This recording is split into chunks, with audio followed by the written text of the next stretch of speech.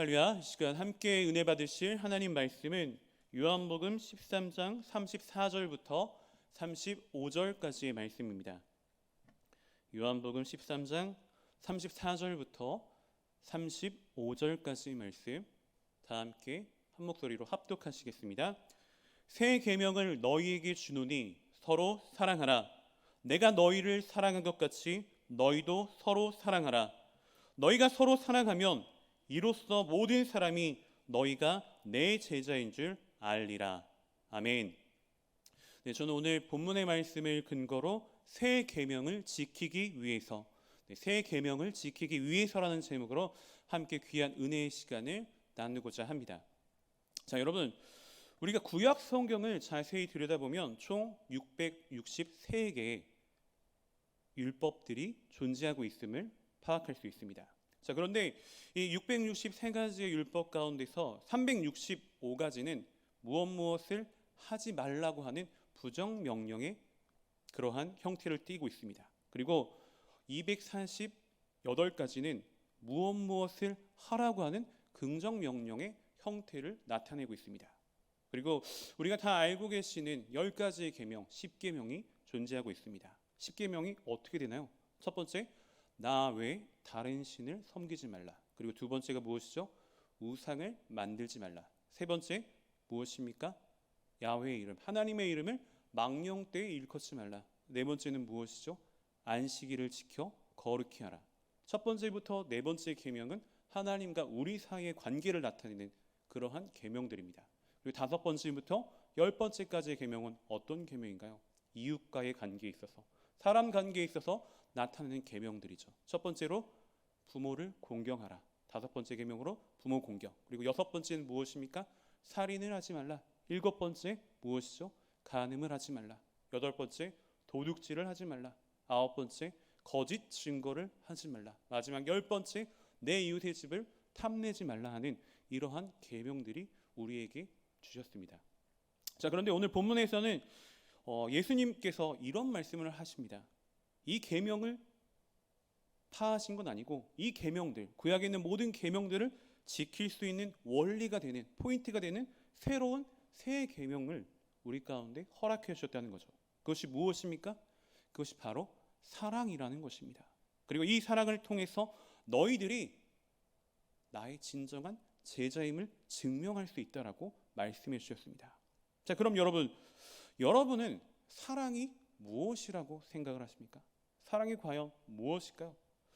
자, 사랑은 인간에게 있어서 굉장히 중요한 주제, 아주 흥미로운 주제가 됩니다. 그래서 우리가 TV를 틀면 드라마, 그리고 영화, 그리고 다양한 소설이나 문학 작품, 노래 가운데도 대부분의 주제는 무엇으로 구성되어 있나요? 대부분은 사랑에 관한 주제로 구성되어 있음을 우리가 알 수가 있습니다. 그래서 많은 사람들이 사랑 때문에 웃기도 하고, 사랑 때문에 울기도 하고, 사랑으로 인해서 힘을 얻기도 하고, 때론 사랑으로 인해서 울기도 하고, 아주 괴로워하고 낙담하고 힘을 잃게 되는 상황까지도 우리는 생각해 볼 수가 있습니다.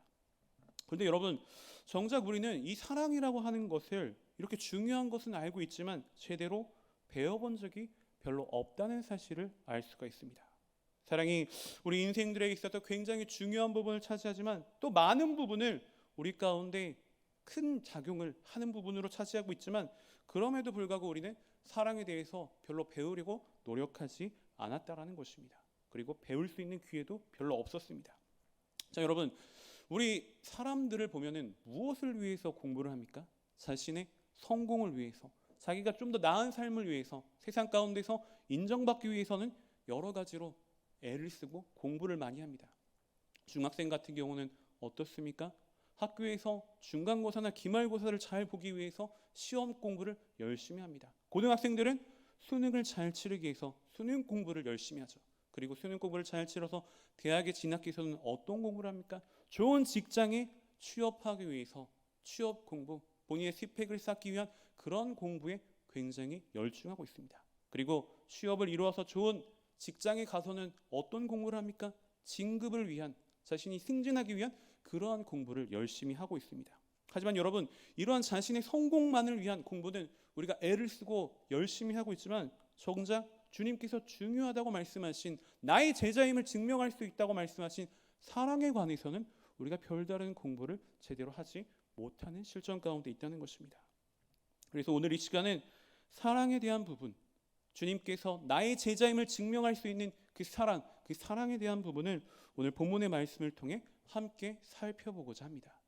자, 다시 한번 요한복음 13장 34절에서 35절의 말씀을 보시겠습니다. 34절의 말씀을 보면 새 계명을 너희에게 주노니 서로 사랑하라. 내가 너희를 사랑한 것 같이 너희도 서로 사랑하라. 너희가 서로 사랑하면 이로써 모든 사람이 너희가 누구의 제자인 줄 알리라고 하셨습니까? 내 제자인 줄, 예수님의 제자인 줄 안다라고 말씀해 주셨습니다. 자, 여러분, 먼저 주님께서는 제자들에게 새 계명, 새로운 계명은 사랑이라고 말씀해 주셨고, 사랑을 하지 못한다면, 사랑을 제대로 이루지 못한다면 너희는 내 제자가 아니라고 말씀하신 것입니다. 다시 말해 사랑을 통해서만 다른 기적이나 능력을 나타내는, 그리고 성공을 이루는 그러한 요소들이 아니라 바로 사랑을 통해서, 그 사랑을 통해서 너희가 나의 제자임을 증명할 수 있다고 하셨습니다.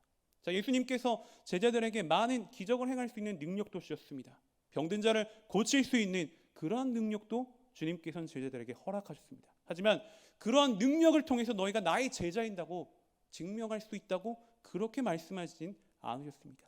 무엇으로 나의 제자임을 증명할 수 있다고 하셨나요? 사랑을 통해서 너희가 나의 제자임을 증명할 수 있다고 말씀하신 것입니다. 자, 그럼 여러분, 우리 또한 예수님의 참된 제자가 되어야 될 텐데, 참된 제자로서 나아가야 될 텐데 어떤 방법을 가지고 이 어려운 사랑을 실천할 수 있을까요? 이 어려운 사랑을 어떤 방법을 통해서 쉽도록 만들 수 있는 것일까요? 자, 지금으로부터 약 2000년 전에 고린도라고 하는 항구 도시에 한 통의 편지가 배달되어 왔습니다.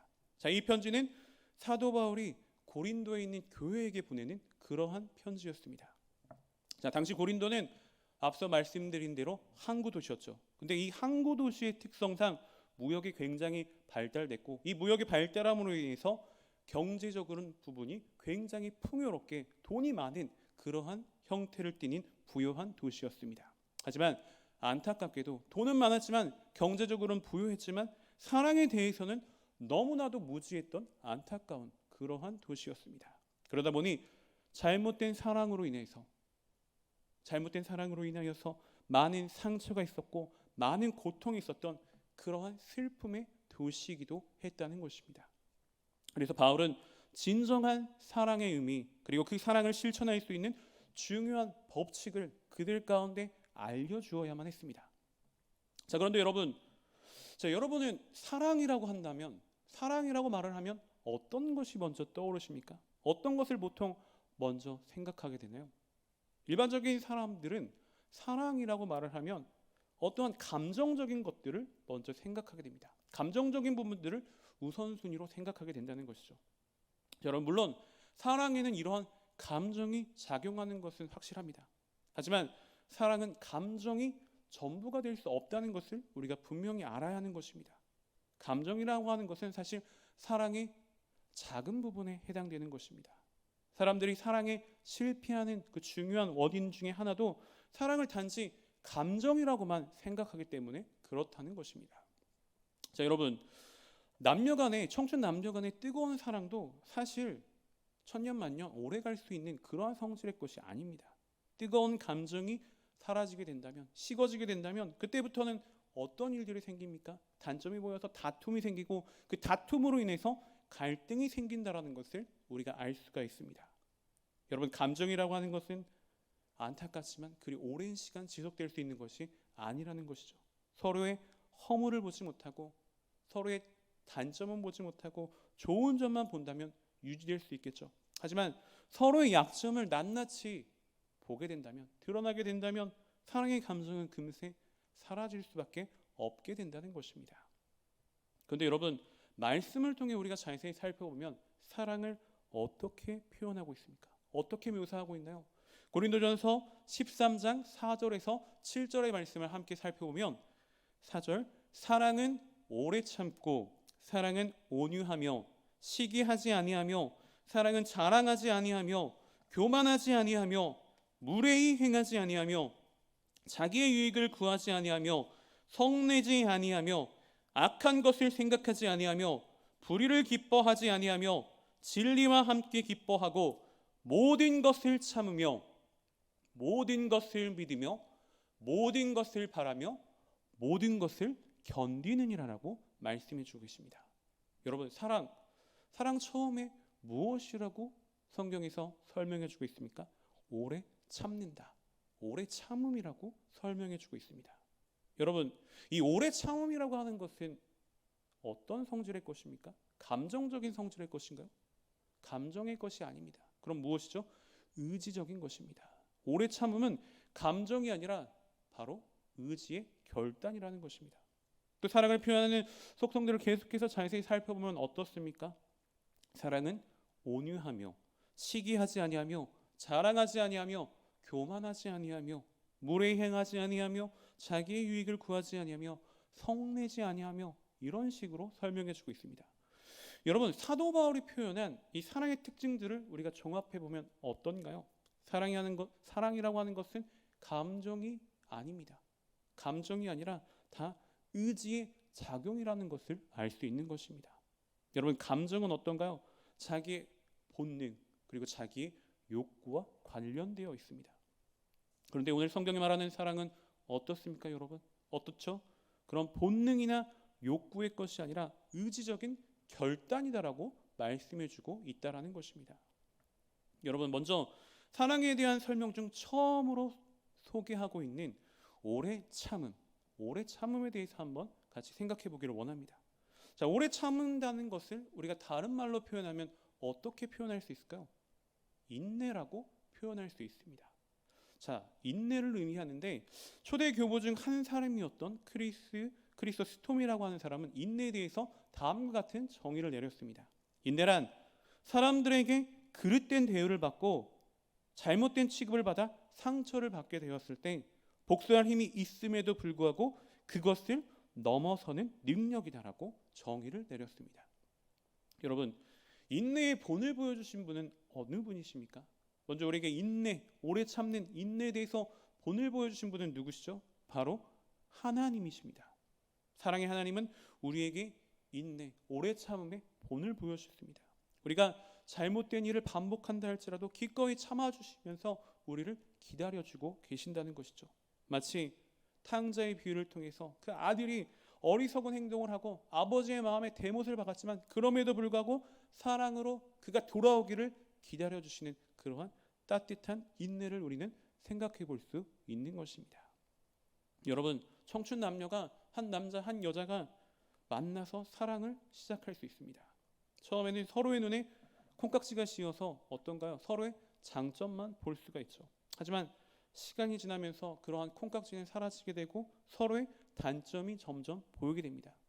남녀 간의 사랑뿐만이 아니라 인간관계에 있어 사랑, 처음에는 그 사람을 좋아하게 되면 좋은 점만 보이지만 시간이 지나면 단점이 보이면서 서로를 미워하고 불신하게 될 수 있습니다. 그런데 무엇 때문에 이러한 단점이 보이게 됩니까? 무엇 때문에 이러한 단점이 눈에 들어오게 되나요? 왜냐하면 세상에는 완벽한 사람이 단 한 사람도 없기 때문입니다. 그리고 서로 간의 성격 차이가 존재하기 때문에 많은 문제가 근본적으로 생길 수밖에 없게 된다는 것입니다. 또 자라온 환경들이 모두가 각기 다르기 때문에 당연히 문제는 발생할 수밖에 없다라는 사실을 우리가 인지하고 있어야 한다는 것입니다. 그런데 그런 것들을 전혀 고려하지 않고 자신만의 입장만을 주구장창 계속해서 주장하게 된다면 상대방을 미워할 수밖에 없게 되는 것이고 정죄하고 판단할 수밖에 없게 된다는 것입니다. 따라서 이러한 단계에 들어서기 전에 무엇이 우리에게 필요합니까? 무엇이 필요하죠? 오늘 말씀해 주고 계시는 오래 참는 인내가 필요하다는 것입니다. 왜 이러한 인내가 필요합니까? 내가 먼저 넓은 마음으로 인내하게 된다면 상대방의 마음도 자연스럽게 시간이 지나면 너그러워지게 되기 때문입니다. 그것을 기대하며 상대방이 성숙한 그런 단계에 이르기까지 오래 참아주는 인내가 반드시 필요하다는 것입니다. 이것이 바로 주님께서 말씀하시는 진정한 참된 사랑이 된다는 것입니다. 여러분, 예수님께서는 제자들이 같은 말을 반복하며 말씀을 전해줘도 계속 반복된 실수를 하면서 예수님의 마음을 아프게 했습니다. 하지만 예수님이 그들을 버리셨습니까? 절대 버리지 않으셨습니다. 인내하며 그들을 계속해서 끝까지 사랑으로 품어주셨습니다. 그러한 인내의 사랑, 오래 참는 사랑이 있었기 때문에 이 제자들을 통해서 복음이 전파되고 오늘날의 기독교가 이와 같이 자리 잡을 수 있게 되었다라는 것입니다. 여러분, 또 사랑은 어떤 것입니까? 어떤가요? 온유한 것입니다. 자, 온유하다란 말은 부드럽고 온화하다, 친절하다는 그러한 의미로 존재합니다. 또 성경에서는 내게 상처를 준 사람을 오히려 선대하는 것, 그것을 온유하다라고 말씀해주고 있습니다. 예화를 하나 소개해드리도록 하겠습니다.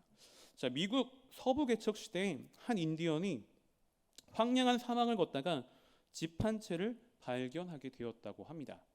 자, 그 집은 백인이 살고 있는 그러한 집이었는데 이 인디언은 사흘 동안이나 아무것도 먹지 못했기 때문에 그 집 주인에게 먹을 것을 좀 달라고 간구했습니다.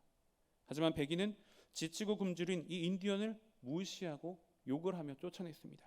물 한 모금만, 제발 물 한 모금만 달라고 간구했는데 그 인디언을 향해 오히려 총으로 위협하면서 쫓아냈다고 합니다. 인디언은 처량한 신세가 되어서 그만 나오고 말았습니다. 자, 시간이 흐른 뒤 어느 날 인디언을 쫓아냈던 그 백인은 사냥을 가게 되었는데 그만 사냥을 하는 중에 길을 잃어버리고 말게 되었습니다. 길을 찾지 못하고 헤매던 그는 한밤중에 작은 불빛이 새어나오는 집 한 채를 발견하게 되었습니다. 굉장히 기쁜 마음이었겠죠. 기쁜 마음으로 그는 집 앞으로 달려가 그 집 주인을 애타게 불렀다고 합니다. 자, 그런데 그 집 주인은 누구였냐? 얼마 전 이 백인에게 모욕을 받으면서 박대를 받고 쫓겨난 처량했던 그 인디언이었다고 합니다. 자, 인디언은 이 백인을 보는 순간 온몸이 굳어지는 느낌을 받았습니다. 얼마 전 자신을 매몰차게 내몰아친 그 백인이 자기 앞에 정말로 초라한 모습으로 나타났기 때문입니다. 안갚음을 해주고 싶은 마음이 당연히 있었겠죠. 안갚음을 해주고 싶은 마음이, 복수하고 싶은 마음이 당연히 있었겠지만 인디언은 그렇게 하지 않았습니다.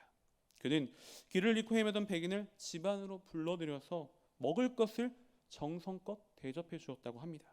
그리고 담요를 깔아서 따뜻한 잠자리를 그를 위해서, 자신에게 수치를 주고 모욕을 주었던 그러한 백인이었지만 오히려 사랑으로 선대했는 그러한 모습을 보여주었다고 합니다. 사랑하는 여러분, 이 예화 속에 나오는 인디언과 같이 자신에게 상처를 준 사람들, 우리가 살아가다 보면 많이 만날 수가 있을 것입니다. 근데 그 상처를 준 사람에게 똑같은 방법으로 똑같이 갚는다면 그것은 주님의 참된 제자가 될 수 없다는 것을 우리가 알아야 합니다. 자신에게 상처 주고 나에게 모욕을 주고 수치를 주고 모멸감을 주는 그런 사람이라 할지라도 부드럽고 따뜻하게 대할 수 있는 그런 사람이 진정으로 참된 주님의 제자라고 말할 수가 있다는 것입니다. 그것이 주님께서 우리에게 알려주신 진정한 사랑이라는 것을 우리가 깨달아야 한다는 것입니다.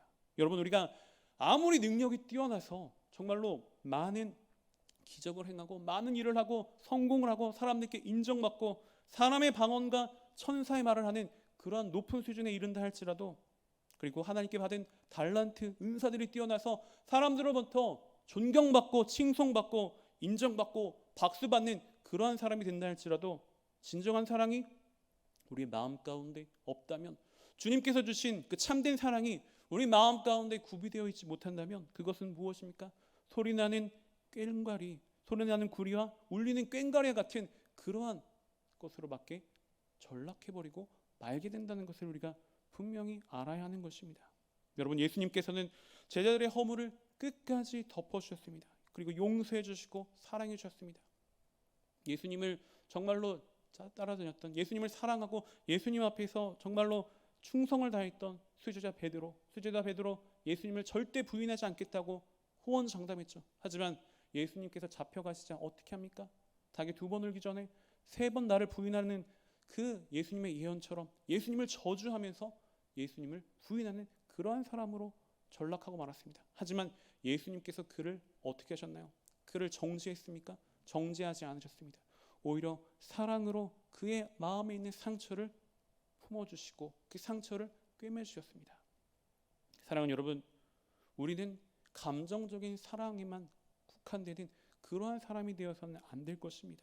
의지적인 자세로, 의지적인 그러한 행동으로 살아갈 수 있는, 주님께서 알려주신 그러한 사랑을 나타낼 수 있는 그러한 사람이 되어야 될 것입니다. 오래 참고 인내하면서 온유한 마음으로 다가가는, 그리고 상대방의 허물까지도 감싸주고 배려해 줄 수 있는 그러한 인내의 사랑을 우리가 해낼 수 있어야만 한다는 것입니다. 이러한 사랑의 새 계명, 나의 참된 제자가 된다는 그러한 새 계명을 우리가 항상 기억하면서 그 사랑을 실천할 수 있는, 그래서 주님께로부터 정말로 참된 제자임을 인정받고 하나님께 기쁨을 드릴 수 있는 그러한 우리 모두가 되시기를 주님의 이름으로 소원하고 축복하며 말씀을 마치겠습니다. 기도하시겠습니다. 할렐루야. 사랑과 자비가 풍성하신 하나님, 오늘도 주신 말씀을 통하여서 깨달음을 주시고 은혜를 부어주시니 참으로 감사드립니다. 우리가 주님께서 말씀하신 이 사랑의 새 계명을 실천하는 지혜로운 자들이 되기를 소원합니다. 오래 참고 온유하고 나를 해하는 그러한 악인에게까지도 사랑을 전할 수 있는 참된 주님의 제자들이 될 수 있도록 주님 저를 인도하시고 역사하시고 축복하여 주시옵소서. 거룩하신 하나님, 이제 또 저희가 정성껏 준비한 예물을 주님 앞에 드립니다. 들어지는 모든 손길 가운데 주님의 한없는 은혜와 사랑으로 가득히 채워주시고 이 예물이 쓰여지는 모든 것 가운데 그리스도의 영광만이 아름답게 드러나게 하여 주시옵소서. 감사드리며 모든 말씀 살아 역사하시는 나사렛 예수 그리스도를 받들어 감사하며 간절히 기도 올리옵나이다. 아멘.